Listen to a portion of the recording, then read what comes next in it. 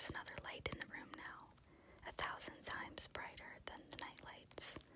And in the time we have taken to say this, it has been in all the drawers in the nursery, looking for Peter's shadow, rummaged the wardrobe, and turned every pocket inside out. It was not really a light. It made this light by flashing about so quickly. But when it came to rest for a second, you saw it was a fairy, no longer than your hand, but still growing.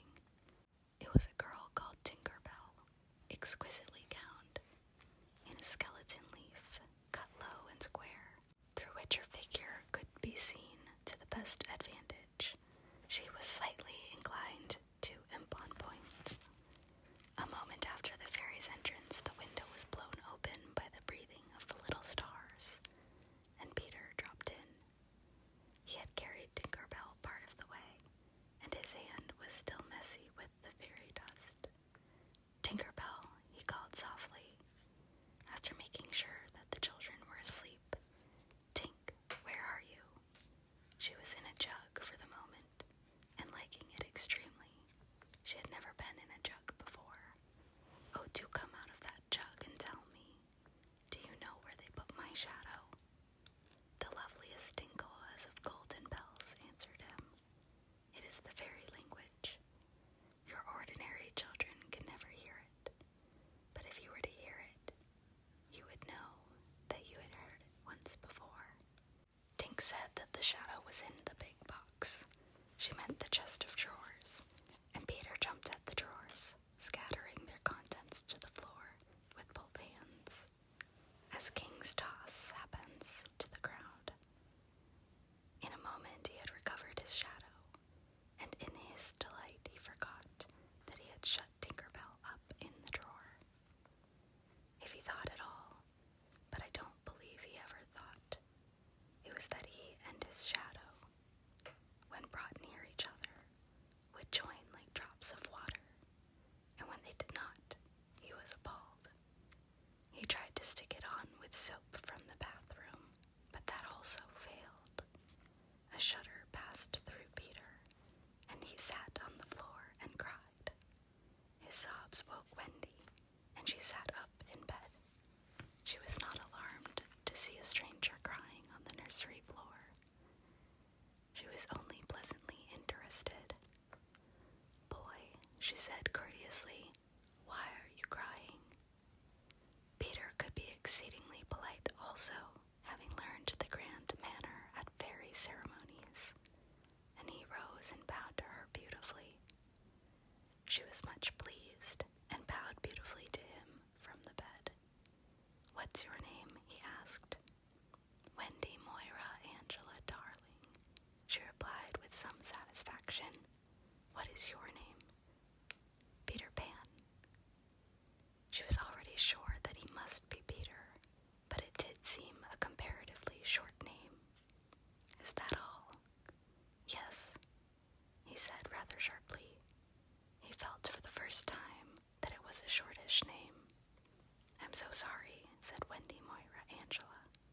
"It doesn't matter," Peter gulped. She asked where he lived. "Second to the right," said Peter.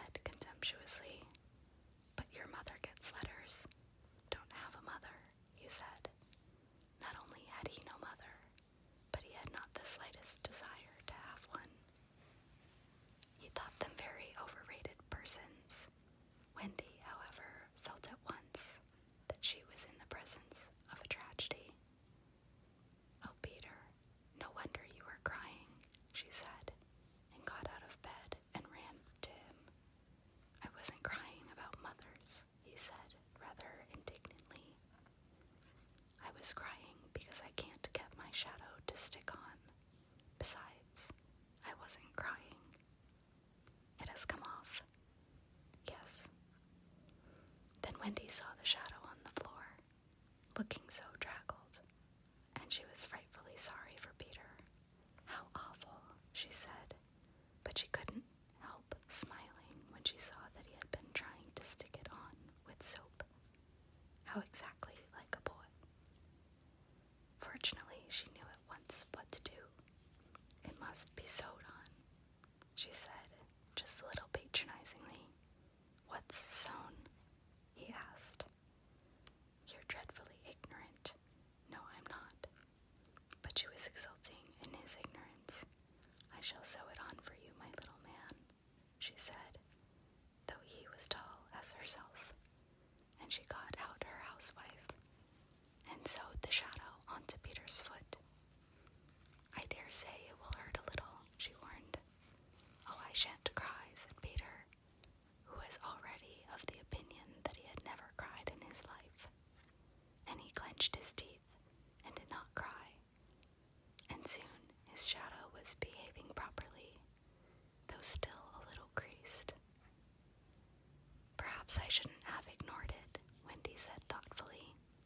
But Peter, boy-like, was indifferent to appearances, and he was now jumping about in the wildest glee. Alas, he had already forgotten that he owed his bliss to Wendy. He thought he had attached the shadow himself. "How clever am I," he crowed rapturously. "Oh, the cleverness of me." It is humiliating to have to confess that this conceit of Peter was one of the most fascinating qualities. To put it with brutal frankness, there never was a cockier boy. But for the moment, Wendy was shocked. "You conceit," she exclaimed with frightful sarcasm. "Of course I did nothing." "You did a little," Peter said carelessly, and continued to dance. "A little," she replied with hauteur.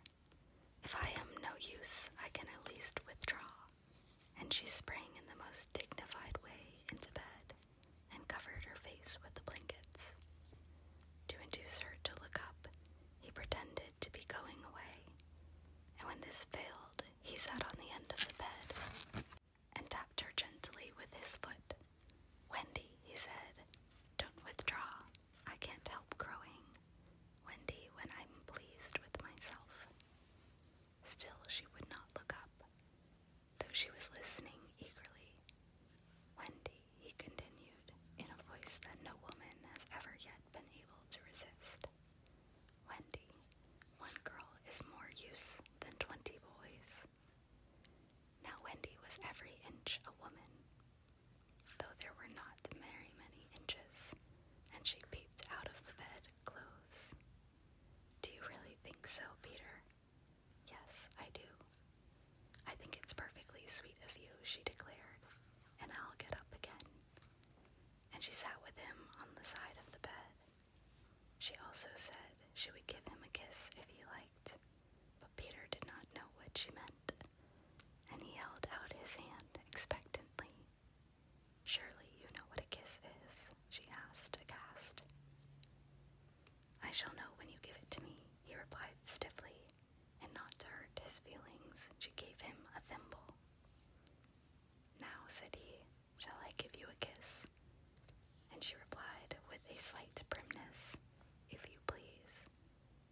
She made herself rather cheap by inclining her face toward him, but he merely dropped an acorn button into her hand, so she slowly returned her face to where it had been before, and said nicely that she would wear his kiss on the chain around her neck. It was lucky that she did put it on the chain, for it was afterwards to save her life. When people in our set are introduced, it is customary for them to ask each other's age, and so Wendy, who always liked to do the correct thing, asked Peter how old he was. It was not really a happy question to ask him. It was like an examination paper that asks grammar, when what you want to be asked is Kings of England. "I don't know," he replied uneasily, "but I am quite young." He really knew nothing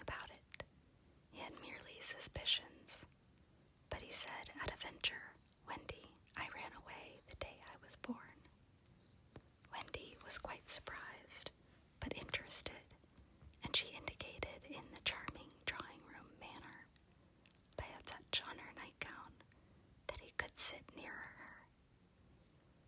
It was because I heard Father and Mother, he explained in a low voice, talking about what I was going to be when I became a man. He was extraordinarily agitated now. I don't want ever to be a man, he said with passion. I want always to be a little boy and to have fun. So I ran away to Kensington Gardens and lived a long time among the fairies. She gave him a look of the most intense admiration, and he thought it was because he had run away, but it was really because he knew fairies. Wendy had lived such a home life that to know fairies struck her as quite delightful. She poured out questions about them, to his surprise, for they were rather a nuisance to him, getting in the way and so on, and indeed he sometimes had to give them a hiding. Still, he liked them on the whole, and he told her about the beginning of fairies. You see, Wendy, when the first baby laughed for the first time, its laugh broke into 1,000 pieces, and they all went skipping about, and that was the beginning of fairies.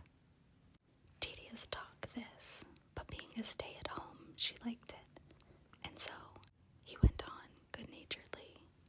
There ought to be one fairy for every boy and girl. Ought to be, isn't there? No. You see, children know such a lot now. They soon don't believe in fairies, and every time a child says, I don't believe in fairies, there's a fairy somewhere that falls down dead. Really, he thought they had now talked enough about fairies, and it struck him that Tinkerbell was keeping very quiet. I can't think where she had gone to, he said, rising, and he called Tink by name. Wendy's heart went flutter with a sudden thrill. Peter, she cried, clutching to him. You don't mean to tell me that there is a fairy in this room? She was here just now, he said a little impatiently. You don't hear her, do you? And they both listened. The only sound I hear, said Wendy, is like a tinkle of bells. Well, that's Tink. That's the fairy language. I think I hear her too. The sound came from the chest of drawers, and Peter made a merry face. No one could ever look quite so merry as Peter, and the loveliest of gurgles was his laugh.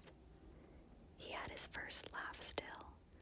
Wendy, he whispered gleefully, I do believe I shut her up in the drawer. He let poor Tink out of the drawer, and she flew about the nursery screaming with fury. You shouldn't say such things, Peter retorted.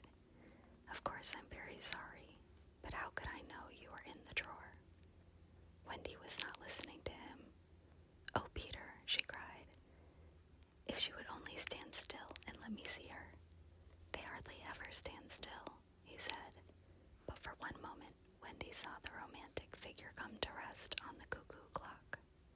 Oh, the lovely, she cried, though Tink's face was still distorted with passion.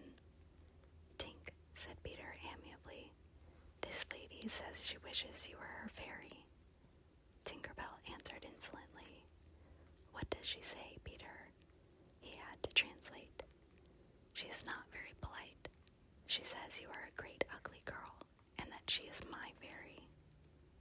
He tried to argue with Tink. You know you can't be my fairy, Tink, because I am a gentleman, and you are a lady. To this, Tink replied in these words, you silly ass, and disappeared into the bathroom. She is quite a common fairy, Peter explained apologetically. She is called Tinkerbell, because she mends the pots and kettles. They were together in the armchair by this time, and Wendy plied him with more questions. If you don't live in Kensington Gardens now, sometimes I still do. But where do you live mostly now, with the lost boys? Who are they?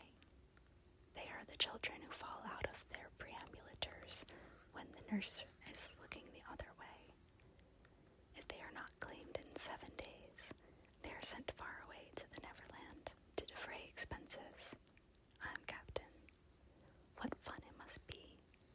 Yes, said cunning Peter, but we are rather lonely. You see, we have no female companionship. Are none of the other girls? Oh no, girls, you know, are much too clever to fall out of their prams. This flattered Wendy immensely. I think, she said, it is perfectly lovely the way you talk about girls. John there just despises us. For reply, Peter rose and kicked John out of bed, blankets and all, one kick. This seemed to Wendy rather forward for a first meeting, and she told him with spirit that he was not captain in her house. However, John continued to sleep so placidly on the floor that she allowed him to remain there. And I know you meant to be kind, she said, relenting, so you may give me a kiss. For the moment, she had forgotten his ignorance about kisses. I thought you would want it back, he said a little bitterly, and offered to return her the thimble. Oh dear, said the nice Wendy. I don't mean a kiss. I mean a thimble. What's that? It's like this. She kissed him. Funny, said Peter gravely. Now shall I give you a thimble? If you wish to, said Wendy, keeping her head erect this time. Peter thimbled her, and almost immediately she screeched. What is it, Wendy? It was exactly as if someone were pulling my hair. That must have been Tink. I never knew her so naughty before. And indeed, Tink was darting about again, using offensive language. She says she will do that to you, Wendy, every time I give you a thimble. But why? Why, Tink? Again Tink replied, you silly ass. Peter could not understand why, but Wendy understood, and she was just slightly disappointed when he admitted that he came to the nursery window not to see her, but to listen to stories. You see, I don't know any stories. None of the lost boys know any stories. How perfectly awful, Wendy said. Do you know, Peter, why swallows build in the eaves of houses? It is to listen to the stories. Oh, Wendy, your mother was telling you such a lovely story. Which story was it? About the prince who couldn't find the lady who wore the glass slipper. Peter, said Wendy excitedly, that was Cinderella, and he found her, and they lived happily ever after. Peter was so glad that he rose from the floor where they had been sitting and hurried to the window. Where are you going? She cried, misgiving. To tell the other boys. Don't go, Peter, she entreated. I know such lots of stories. Those were her precise words, so there can be no denying that it was she who first tempted him. He came back, and there was a greedy look in his eyes, now which ought to have alarmed her, but did not. Oh, the stories I could tell to the boys, she cried, and then Peter gripped her and began to draw her toward the window. Let me go, she ordered him. Wendy, do come with me and tell the other boys.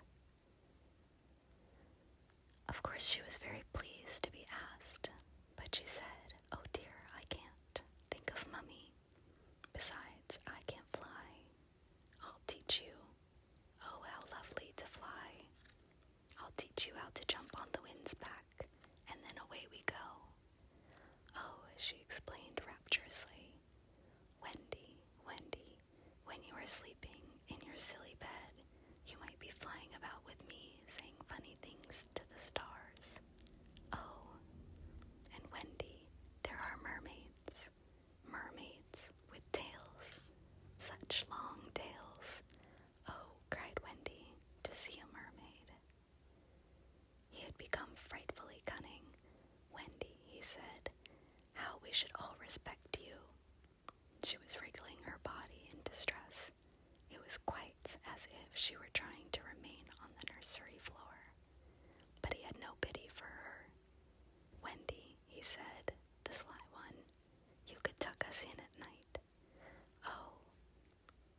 us has ever been tucked in at night. Oh, her arms went out to him, and you could darn our clothes and make pockets for us. None of us has any pockets. How could she resist? Of course, it's awfully fascinating, she cried. Peter, would you teach John and Michael to fly too? If you like, he said indifferently. And she ran to John and Michael and shook them. Wake up, she cried. Peter Pan has come, and he is to teach us to fly. John rubbed his eyes. Then I shall get up, he said. Of course, he was on the floor already. Hello, he said. I am up. Michael was up by the time also, looking as sharp as a knife with 6 blades and a saw. But Peter suddenly signed silence.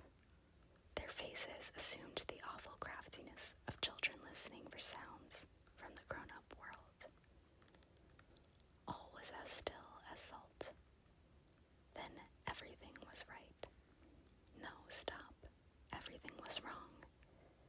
Nana, who had been barking distressfully all the evening, was quiet now.